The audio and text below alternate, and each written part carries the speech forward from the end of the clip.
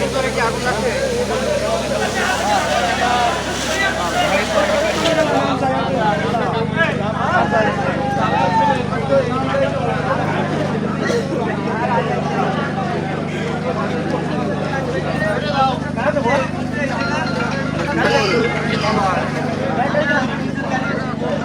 এই পুকুর পারে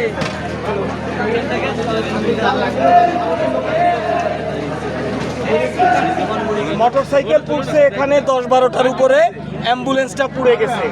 আর ভেতরে যেহেতু এখনো ঘোলা ফায়ার সার্ভিসের কর্মীরা ভেতরে ঢুকছে কেবল মাস্ক ট্যাক্স লাগায়, ভেতরের ইনফরমেশন আমরা এখনো পাইনি। আমরা এখানেই ছিলাম, আমাদের চোখের সামনেই সব কিছু ঘটছে। সম্ভবত এই যে অ্যাম্বুলেন্সটা, এর যে গ্যাস সিলিন্ডার, এর কোনো ত্রুটি হবে হয়তো। এবং এটার পরে আস্তে আস্তে আমরা শব্দ পাইছি 10-12টার উপরে সব বাস্ট হয়েছে। আমার ধারণা ওই টায়ার বাস্ট হতে পারে যেহেতু হাওয়া থাকে, তারপরে মোটরসাইকেলের যে পেট্রোল বা অকটেন ডিজেলের যে ট্যাঙ্কি থাকে এই ট্যাঙ্কি বাস্ট হতে পারে। মুহুর্মুহু খালি বাস্ট হয়েছে। একটা রুগী নিতে আইসে তৈ অবস্থা নিয়ে এসে একটা বাচ্চা উঠেছে, এর মধ্যে আগুন ধরেছে। আগুন ধরার পর পুরো ধোঁয়া হয়ে গেছে, সবাই ভিতরে চলে গেছে। খালি যে ড্রাইভার, সে ড্রাইভারের করতে পুড়েছে, দাড়ি মারি সব পুড়েছে। আর এই বাদে এমনি মানুষের সেরকম ক্ষয়ক্ষতি হয় না। ড্রাইভার এখন কোথায় আছে? ড্রাইভার এখন মনে হয় এমার্জেন্সিতে আছে।